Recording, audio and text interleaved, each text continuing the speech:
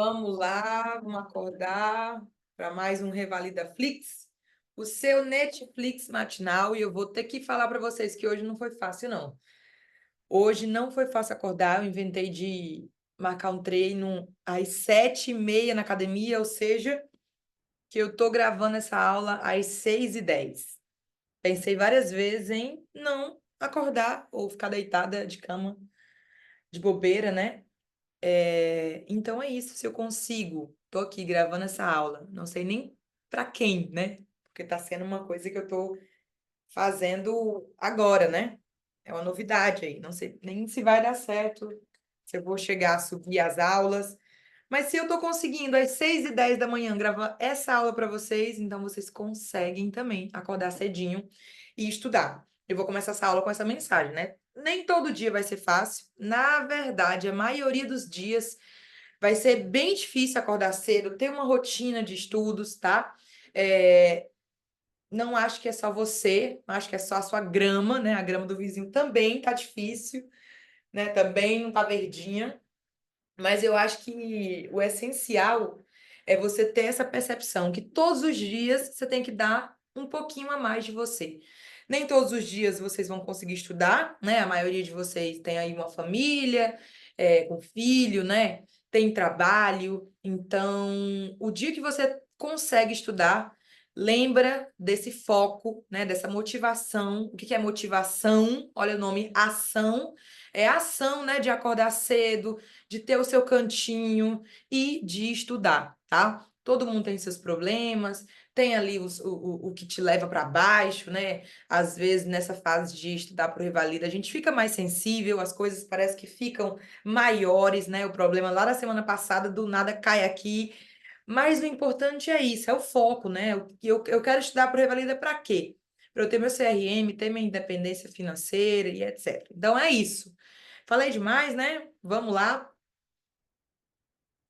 Pau na máquina, que aqui não tem ré, não, aqui é foguete. Vamos continuar com a nossa apostila. Eu sou a Raíssa Hanna, né? A mentora e facilitadora desse processo de revalidação. Hoje a gente vai começar com a questão 31, dando continuidade. Vamos lá. Uma paciente com 54 anos, portadora de nefropatia diabética em estágio 5, da que digo, compareça ao ambulatório de nefrologia de um hospital terciário, né, um grande hospital, onde faz seguimento da sua terapia por diálise peritoneal ambulatorial contínua, que é o KPD, instituída, né, há alguns meses atrás. A paciente relata certo desconforto abdominal e um aspecto turvo do líquido que é drenado de sua cavidade peritoneal. Gente, o que que é isso aqui? Ela tá com uma dor abdominal estranha, né, que não é normal, e o líquido que está sendo drenado ali do catéter tá vindo turvo. O que que é isso, gente? Isso é uma infecção, né? Não precisa nem ser o rei da medicina para saber que isso é uma infecção. Olha só, eu vou passar aqui só para vocês terem uma noção de como que funciona essa diálise peritoneal, né? Se você é leigo nesse tema, ninguém é obrigado a saber disso aqui, né? Geralmente, essa diálise peritoneal é uma forma de poupar um pouco o rinhão, né? Ali quando tá com uma insuficiência renal aguda ou crônica, né? No caso dela, já no estágio ali 5. É uma forma de dar uma focinha pro rim, né? Para poder poupar ele de filtrar tanta toxina todo dia, toda hora. Então, essas pessoas, elas já têm um catéter, olha só essa imagem, ó, já tem um catéter aqui colocado, fica o catéter dentro da cavidade abdominal, né, ali no peritônio. E aí, uma vez que marca o dia de fazer a diálise, né, geralmente depende de cada paciente, pode ser 3 vezes por semana, uma vez por semana, né, vai até o hospital, e aí se conecta um líquido, né, nesse catéter, num lumezinho aqui que vai injetar um líquido, né? Vai injetar um líquido para dentro da barriga, para fazer meio que um lavado e depois esse líquido vai ser drenado para outra bolsa. Então sempre tem que estar conectado aqui duas bolsas, né?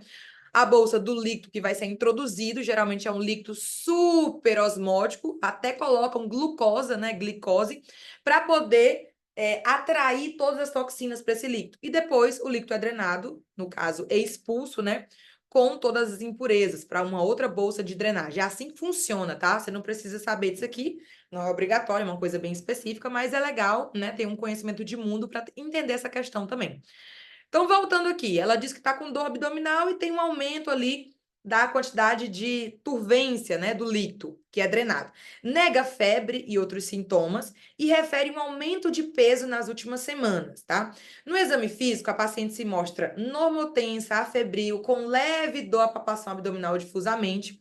Foram feitos exames laboratoriais que recentemente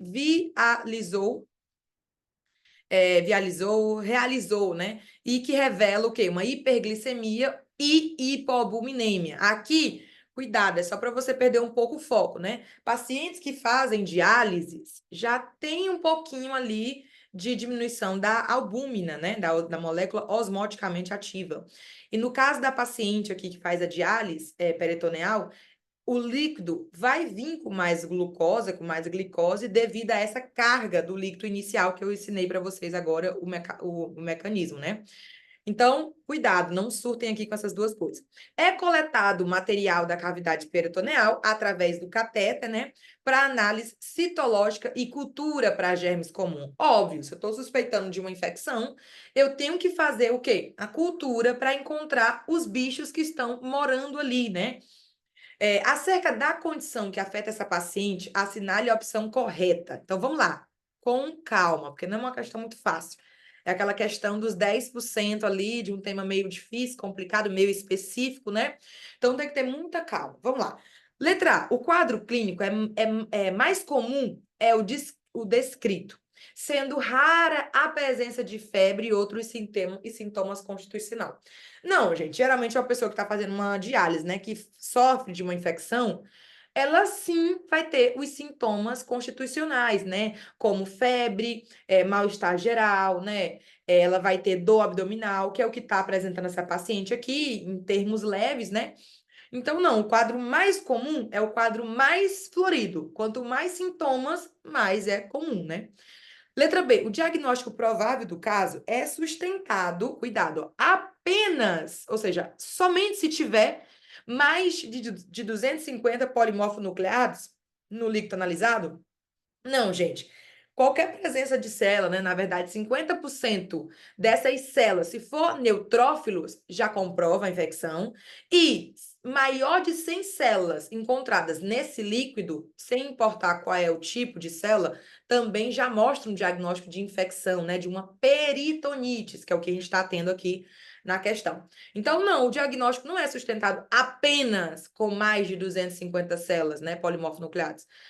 Apenas é uma palavra forte, tomem cuidado toda vez que você lê ela, porque já mostra ali uma coisa mais profunda. Então, letra B tá errada devido à palavra apenas, tá bom?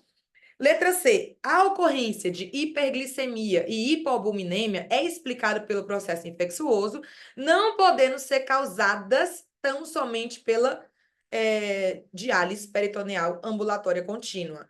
Não, gente, como eu falei para vocês, esse mecanismo de fazer a diálise peritoneal, né, desse jeito aqui dessa questão, você infunde um pouco de líquido com glucosa e geralmente pessoas que já fazem a diálise têm uma baixa da albúmina. Então, não, letra C está incorreta, né?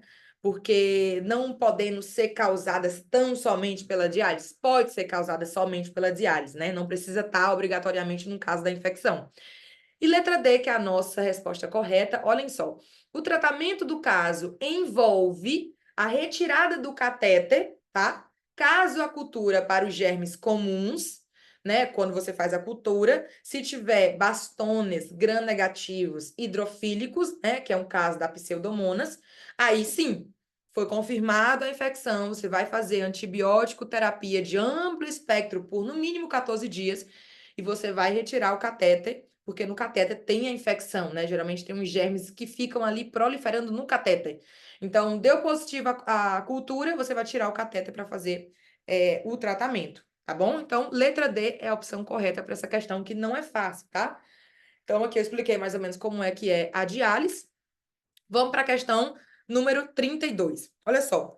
Uma paciente com 34 anos, apresenta tosse com expectoração e astenia há 5 dias, acompanhada de dispneia aos médios esforços e um pico febril. Um quadro meio que de pneumonia, né? Aqui tá aparecendo.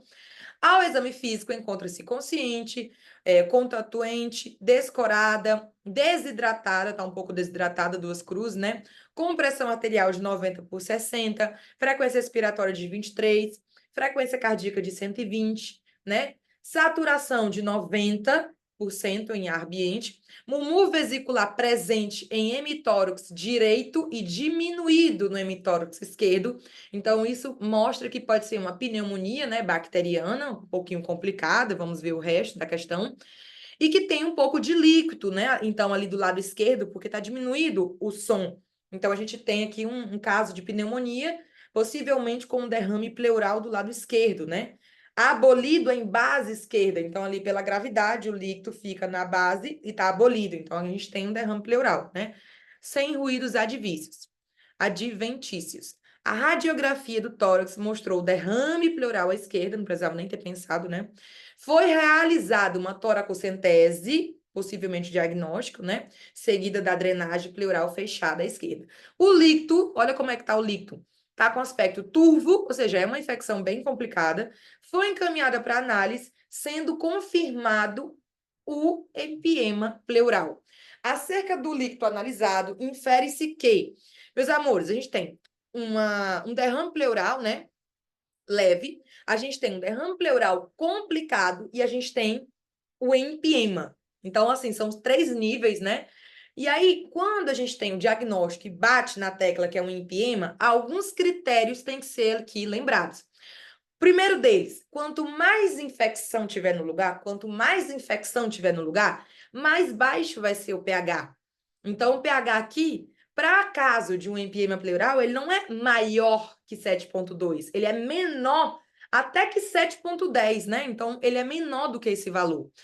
Outra coisa, a bactéria, ela come ou não come glicose? Ela come a glicose, ela se alimenta da glicose. Então, quanto mais bactérias, mais alimentação vai acontecer e menor vai ser a proteína. Então, a letra C também está incorreta, porque a dosagem da glicose vai ser inferior inclusive a 40, né? E aí o que acontece? Quando a gente tem uma inflamação, uma infecção, os vasos sanguíneos, eles abrem as fenestras para passar as células dos polimorfonucleados, né? E isso faz, consequentemente, a passagem das proteínas para o líquido também. Então, a dosagem de proteína não vai ser inferior, vai ser superior. E aí, você tendo esse conhecimento básico, né? E eliminando a letra A, a letra B e a letra D, a letra A, a letra C e a letra D, perdão, vai sobrar a letra B. Não só sobrar, como vai ser a resposta correta. A dosagem de LDH foi superior a 1.000. Então, quando a gente tem um empiema, a dosagem do LDH é sempre superior a 1.000. Então, a resposta correta é a letra B. Aqui eu vou passar para vocês rapidinho, ó, critérios de derrame pleural complicado. E aqui, mais ou menos, o que vocês têm que lembrar. O GRAM, né, e o cultivo sempre vai ser positivo, porque tem alguma bactéria se proliferando. O pH vai ser sempre menor que 7 ou 7,1, né? Geralmente, dependendo da literatura, até 7,1 menor. A LDH, que é a resposta correta, né, sempre é superior a 1.000. A glucosa, né, sempre vai ser menor, porque as bactérias estão se alimentando. E aí a gente vai ter também as proteínas aumentadas, né, que é o contrário da glucosa. E alguns empiemas também vai ter tabicações, né, presentes ou ausentes. Mas se tiver presente, vai ser mais complicado ainda. Então, uma questãozinha fácil, né, que tem ali um conhecimento prévio de derrame paraneumônico por uma pneumonia. Vamos lá para a questão 33, uma questão considerada aí moderada, né? Olha só, um escolar com 8 anos, acompanhado da mãe, chega à unidade básica de saúde com queixa de estar muito cansado e sonolento. A mãe refere que, aproximadamente 20 dias, ele vem perdendo peso. Então, não é uma coisa aguda, de agora, né? É um quadro aí arrastado. Há 20 dias, ele vem perdendo peso e perdeu 5 quilos. Então, a gente tem perda de peso. Ela relata ainda que o filho, embora tenha controle dos esfínteres noturnos desde os 5 anos, ele agora está apresentando enurese noturna, ou seja, está fazendo xixi na cama, né? Xixi dentro dele ali mesmo. Então, a gente tem aqui um aumento da poliúria, né? A pessoa tá fazendo mais xixi que o normal, inclusive de noite, não tá tendo controle. Então, perda de peso, poliúria. Olha o cheirinho desse caso clínico, hein? Criança, perda de peso, fazendo xixi aumentado, né? A diureses. Olha só, conta também que no mesmo período passou a administrar o apetite exagerado. Ou seja, o que é isso? Polifagia. Já foram 3P. Começou também a apresentar dor abdominal moderada intensidade, sem localização específica, intermitente, associada também a náuseas e vômitos.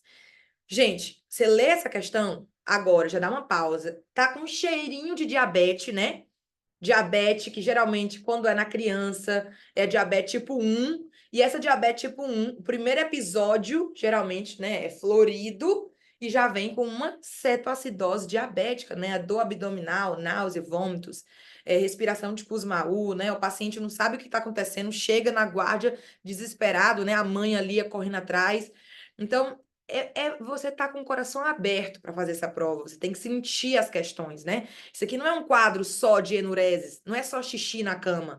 É xixi na cama com aumento da fome, com aumento da diurese, com perda de peso e com um quadro florido, geralmente da diabetes tipo 1, né? Que é uma cetoacidose aí, com dor abdominal, náuseas e vômitos. Então, vamos lá.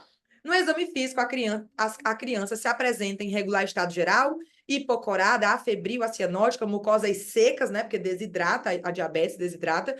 Hiporativo, já tá ali em estado comatoso. Faces de dor normotenso. A ausculta pulmonar não há ruídos adventícios. Frequência respiratória está super aumentada, 50, ó. Respiração de Kussmaul, né? Com movimentos respiratórios amplos. Isso aqui é a respiração de Kussmaul, típica da diabetes tipo 1. Em quadros de cetoacidose, né? O abdômen tá doloroso, a palpação profunda, com ruídos hidroaéreos presentes, sem massas ou visceromegalias. Após o manejo inicial, qual das opções a seguir apresenta o segmento a longo prazo para essa doença? Olha só, vamos de trás para frente. Letra D. A adoção de um estilo de vida saudável, ok. Alimentação balanceada, ok. Práticas de exercício físico regulares, ok. É considerado um pilar do tratamento, sendo desnecessário, imagina aí, é desnecessário o uso da insulina. Esse paciente que tem diabetes tipo 1, possivelmente, né? Não faz a insulina. Então, não. É necessário o uso da canetinha, né? Letra C. Os pacientes apresentam com frequência período de remissão, que geralmente duram décadas, conhecidas como lua de mel, sendo desnecessário reposição hormonal ao término desse período. Não, gente, diabetes tipo 1, uma vez diabetes, sempre diabetes, né? Você tem que ter controle da situação, mas não existe esses períodos de remissão da diabetes tipo 1, né? Tem que ter controle. Letra B, o uso ambulatorial farmacológico com análogo sintético da vasopressina para tudo. Aqui você vai dar vasopressina para quê? Não é um tipo de diabetes insípida, né? Não é só um caso de enureses, não é só o cara fazendo xixi, não. É um quadro clínico carregado, né? Florido de diabetes tipo 1. Então, vasopressina aqui não vai fazer nada. Letra A, que é a resposta correta. O apoio familiar é fundamental para que o problema possa ser controlado. Obviamente, é uma criança de 8 anos que já tem uma doença aí imunológica, né? Evitando as complicações. Uma vez que se trata de uma doença crônica, é certo. A mãe tem que estar ali em cima, explicar para a criança, né, que ela tá com essa, né, essa doença, que vai ter que usar sempre a canetinha e que toda a família tem que ter ali um apoio nesses momentos. Então, sim, é a questão 33, por mais poética que seja, né, é a alternativa letra A. Vamos lá para a próxima, questão 34. É uma questão, gente, que não é fácil. Tem alguma pessoa aí na banca que é hematologista, mas que não está muito bem sabendo como é a prova do Revalida, como tem que ser, né? Como teria que ser a prova do Revalida. É uma questão difícil, tá? Muito específica, ao meu ver. Não tinha por que estar nessa prova, mas quem sou eu no jogo do bicho? Vamos lá. Paciente, segundo digesta, pesando 70 quilos, é encaminhada ao pré-natal de alto risco, em razão de uma história de abortamento espontâneo na 8ª semana, na gestação anterior. Então, para tudo, é uma paciente que está grávida, né, do segundo filho, e até agora, pelo que a questão falou, ela só teve um aborto. Geralmente, quando uma paciente tem um aborto só, um só, não estou falando de 2 ou de 3, né, que aí já tem abortos espontâneos, quando é um aborto só, a gente fala que é um aborto ao acaso, né? E se você parar para pensar, a principal causa de aborto do primeiro trimestre nem é causas assim de doenças, são causas mais cromossômicas, né? De algum errozinho ali na hora do espermatozoide com o ovocito. Então, não se tem que ir muito a fundo quando só tem um aborto, né? Eu falo isso, obviamente, porque a gente está citando uma questão do SUS, né? Um sistema público. Óbvio, se a mulher tiver dinheiro e quiser fazer todos os exames porque ficou com medo, assustada, ela tem o direito de fazer. Sistema Único de Saúde Público, um histórico só de aborto não faz o médico começar a fazer uma bateria de exames de enzimas que são pouco associadas a doenças de trombofilia. Então, isso é a questão do Rivalida. Foi uma questão difícil, né? Então, aqui tem uma paciente que teve um aborto e traz consigo um exame de mutação homozigótica do gene da enzima metileno tetrahidrofolato redutase. Então, o médico se assustou e pediu esses exames e veio uma mutação aí dessa enzima. Essa enzima ela está muito associada a alterações do ácido fólico, né, do metilcisteína. Só que essa mutação ela traz consigo umas alterações muito leves, né, não chegando a ser uma trombofilia, né? Então, essa questão quer que você saiba isso. A paciente nega histórico pessoal ou familiar de trombose. Então, assim, não tem motivos para fazer essa busca toda desse gene.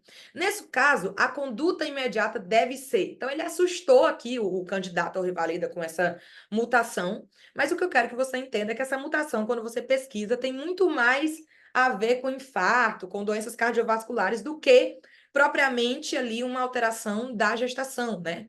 Então, a conduta imediata, olha só. Letra D, não é solicitar exames laboratoriais procurando outras trombofilias, né? Porque essa paciente agora que ela teve um aborto. Calma. Vamos esperar. Letra C, prescrever ácido acetil salicílico 100 miligramas por dia associado ao enoxaparina. Gente, isso aqui é um tratamento básico para mulheres que têm síndrome antifosfolípido, né? Que perde vários filhos, tem vários abortos. Então, esse aqui é o tratamento que você daria para uma síndrome antifosfolipídica, que não é o caso da questão. Letra B, solicitar exames laboratoriais para o diagnóstico de trombofilia gestacional. Ainda não. E letra A, que é a questão, dá seguimento de pré-natal habitual, tá? Que é o que vocês teriam que marcar. Mas eu entendo, é uma questão difícil, até você chegar em todo esse, né, esse rebolation da parte da hematologia é difícil. Então, questão 34, muito difícil, né? Vamos lá para 35. A 35 foi uma questão anulada. Olhem só por que foi anulada. Vamos aprender com o erro da questão, né? Um paciente de 68 anos, branco, previamente ígido, é atendido em consulta agendada na atenção primária com um diagnóstico recente de hipertensão arterial, já estágio 2. Agora, eu vou mostrar para vocês o que são os estágios. Vamos conversar um pouquinho, né? Sem nenhuma comorbidade. Seus exames físicos e laboratoriais não mostraram nenhuma lesão de órgãos-alvo. O paciente relata não fazer uso de nenhum medicamento e foi classificado como portador de fragilidade leve. Não é um idoso frágil, é uma fragilidade leve, pela escala de fragilidade clínica, apresentando risco cardiovascular muito baixo, né? Assim, baixo. No projeto terapêutico para esse paciente, além da mudança do estilo de vida, né, que é a coisa número 1 para uma hipertensão, inclui-se também a terapia medicamentosa e metas pressóricas, né, para esse paciente bater, além de um segmento mais adequado. Nesse contexto, a conduta recomendada é, olha só, gente, o paciente ele já foi classificado, não pediu para você classificar, ele já está aqui ó, no estágio 2. Possivelmente, na consulta anterior, ele deve ter tido aqui um desses valores de pressão arterial sistólica e diastólica, tá? Não tem nenhum fator de risco, então risco moderado aqui. Ele foi considerado estágio 2. Já foi considerado, não é você que considerou ele. Quando o paciente está no estágio 2, você tem que fazer uma associação de 2 fármacos, tá? Aqui tem uma lista dos fármacos mais conhecidos e mais pregados, né? Então, sim ou sim, a sua alternativa tem que ter 2 fármacos, além da mudança comportamental. E aqui, o que a questão realmente queria de você é você saber da meta. Como a condição global, né, desse idoso não é frágil, ele não é frágil, ele é fragilidade leve, ele é rígido. Então, a meta pressórica era entre sistólica 130 e 139 e diastólica 70 e 79. Então, a alternativa dada pelo Revalida, né, foi a letra B. Mas ela foi anulada por quê? Tem um problema aqui, ó. Terapia medicamentosa com 2 remédios, né? aqui ele deu bloqueador de cálcio e associado também ao inibidor da enzima convertidora, né, de angiotensina, um IECA, em baixas doses, marcar retorno em 30 dias para aferir a meta pressórica. Até aqui tá tudo perfeito. Mas qual que é a meta pressórica para um idoso que ele é rígido, né, que ele é fragilmente leve, ele é leve, né? Aqui errou. Não é 140 e 90, é 130, 139, 70, 79. Então, a alternativa letra B, ela foi anulada devido a essa meta pressórica, tá? Então, é isso. Notem que aqui tem tudo de essencial para fazer uma questão de hipertensão. Tira print, anota. Isso aqui são os estágios da classificação, o tratamento e as metas pressóricas, tá? Questão 36, uma questão fácil do nosso dia a dia, sem muitas melongas, né? Uma mulher com 52 anos comparece à consulta médica na unidade básica de saúde com queixa de dores musculoesqueléticas crônicas, mal localizadas, difusas, acima e abaixo da cintura. Refere que o quadro tem cerca de 4 meses de evolução, tendo surgido aparentemente após episódio de dengue. Olha só. A paciente também refere fadiga e quadro depressivo a longa data, além de transtorno de articulação temporomandibular. Temporomandibular e síndrome do intestino irritável, tá? Mesclando, botando outras coisas para vocês ficarem meio confusos, mas calma, foco. Relata apetite preservado, seu exame físico é normal, salvo por dor, a compressão e palpação muscular difusa, né? Aqueles points que a gente tem que palpar. Digno de nota é que a simples insuflação do esfígmo mamômetro leva a dor significativa em pontos localizados cerca de 2 centímetros distais do epicôndrio lateral do membro superior avaliado.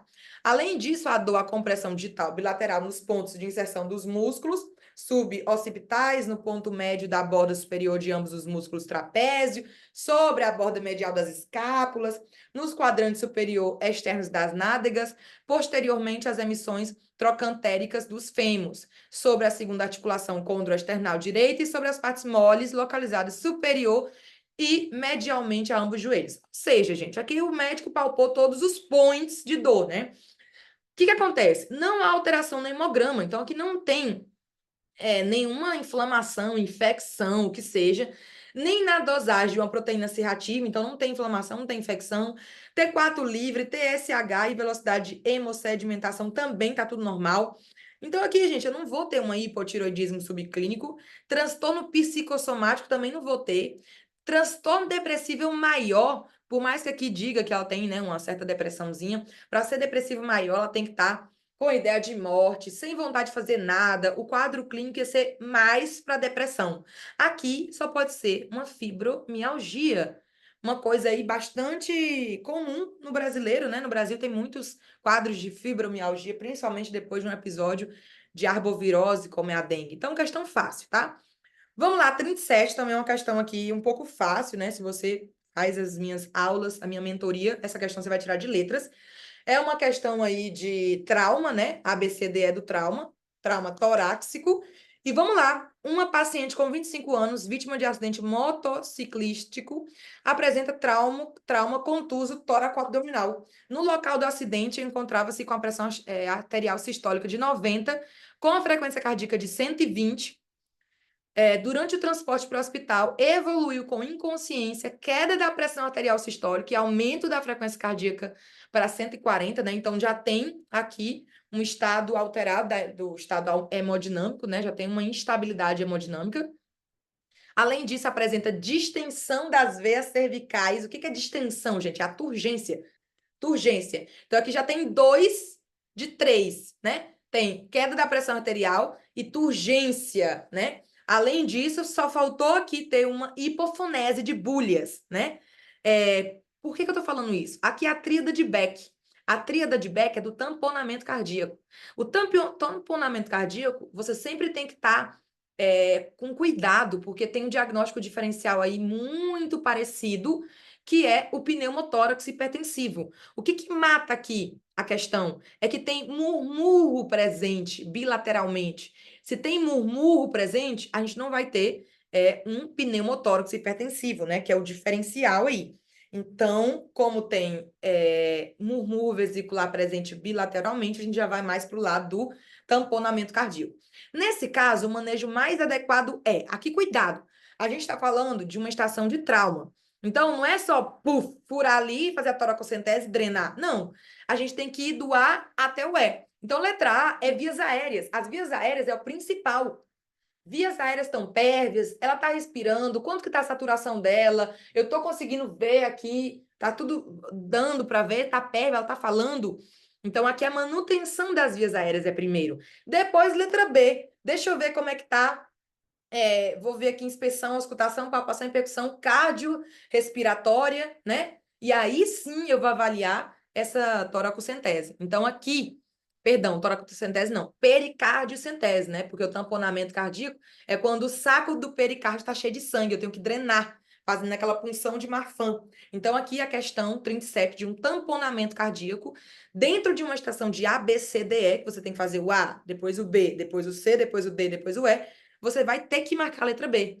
Manutenção de vias aéreas e pericardiocentese. Se você não conseguisse pensar nessa regrinha do A, B, C, D, E, você ia escorregar e ia marcar a letra A, tá bom? Então, primeiro a gente faz uma drenagem torácica, né? Uma pericardiocentese, que é ali um tratamento rápido, e depois a gente vai colocar ela numa cirurgia para fazer a toracotomia, que é o tratamento final, né, para essa paciente. Então, uma questãozinha sem muitas dificuldades. Vamos lá, questão 38 foi uma questão anulada também.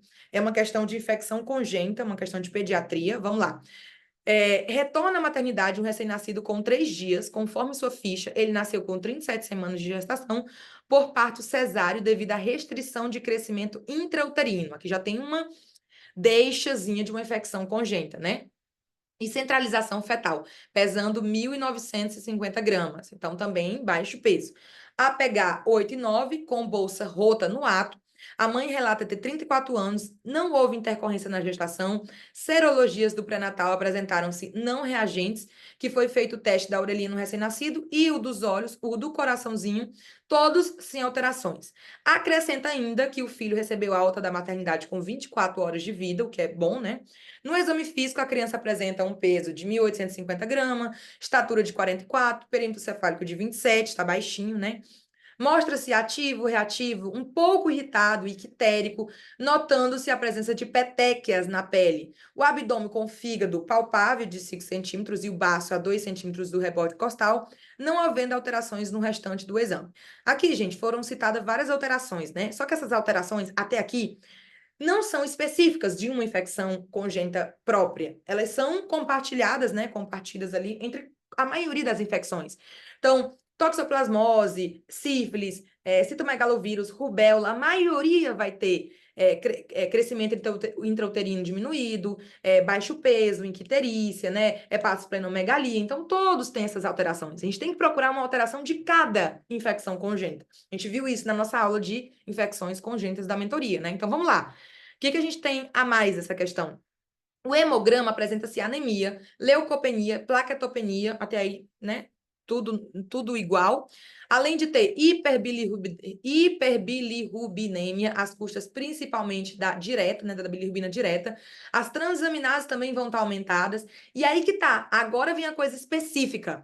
O ultrassom do crânio tem leucomalásia periventricular e calcificações periventriculares. Citomegalovírus. O V vem de periventriculares.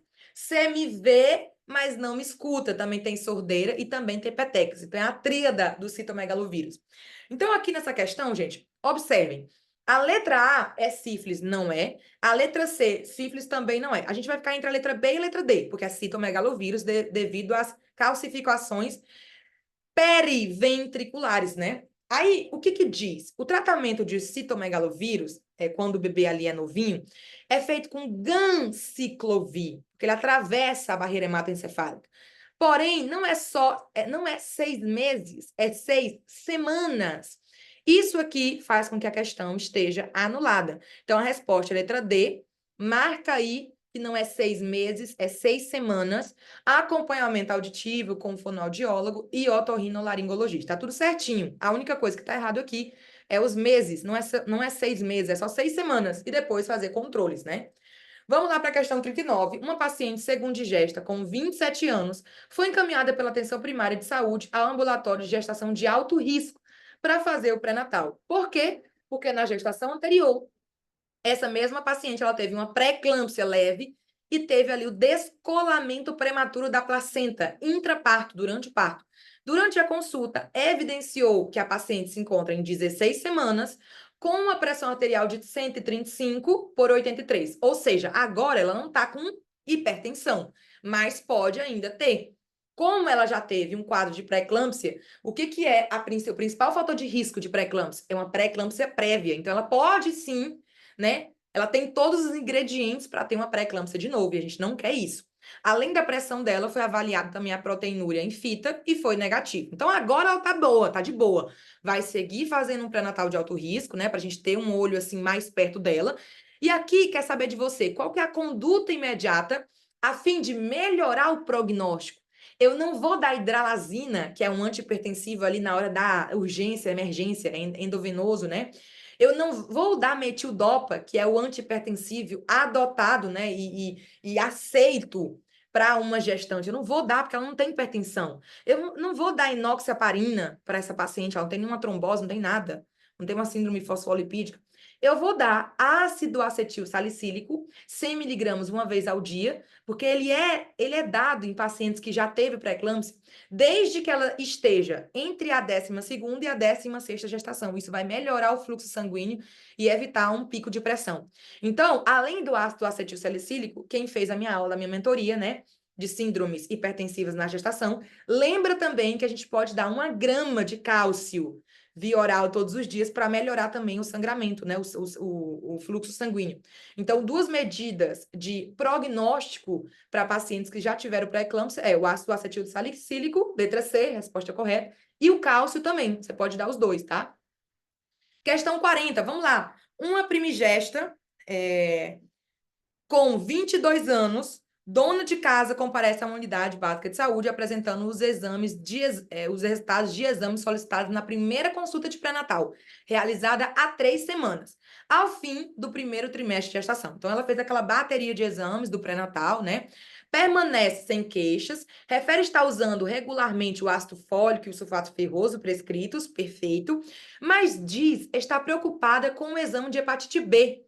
O médico verifica que a tipagem sanguínea é O positiva, que os testes rápidos para sífilis, HIV e hepatite C foram não reagentes e que todos os outros exames estão normais, apresentando a gestante, no entanto, antígeno HBS, né, que é o antígeno da superfície não reagente, significa que ela não tem hepatite B, hepatite B, C, ou seja, o anticorpo do core total não reagente, significa que não está aumentando os anticorpos contra um vírus. E aqui, ó, que é o que da questão, é o anti-HBS reagente. Meus amores, vocês têm que saber isso. O anti-HBS reagente, quando ele está reagente, isso é positivo. Significa que você tem a imunidade contra o vírus da hepatite B. Então, anti-HBS, quando ele está maior que 10, maior que 100, significa que no teu corpo tem o antígeno, né? O anti-antígeno da superfície, e significa que teu corpo já produziu ele devido a uma vacinação prévia. Então, aqui, nesse caso, a interpretação dos últimos exames da paciente e a conduta são: letra A, resultado compatível com a hepatite B aguda? Não. Compatível com imunidade contra a hepatite B. Letra B, resultado compatível com a hepatite B crônica? Não. Hepatite B crônica é quando a paciente já teve hepatite B e aí tem outros tipos de anticorpos e sorologia, né? Letra C, resultado indicativo de susceptibilidade significa quando a paciente não tem esse antígeno B da superfície, ela é suscetível, ela não está vacinada. E letra D, que é a nossa resposta correta, resultado indicativo de imunidade. Então, marca o anti-HBS reagente e coloca que é igual a imunidade. Se ele tivesse não reagente, seria igual a suscetibilidade, tá? Aí seria a letra C. Então, aqui é letra D. Resultado indicativo de imunidade, esclarecer a paciente que não há motivo de preocupação e orientá-la a continuar com o acompanhamento do pré-natal normalmente. Muito obrigada pela sua confiança. Desculpa qualquer coisa, se eu falei muito acelerada, se meu cérebro ainda está dormido, né? Acordei cedinho para fazer esse vídeo para vocês com todo o amor e carinho do mundo. Espero que sirva, espero que ajude. Vamos juntos e vocês esse ano vão ser revalidados, tá? Espero receber uma mensagem aí dizendo: Raíssa, consegui, revalidei, uhul. Beijinhos e até amanhã.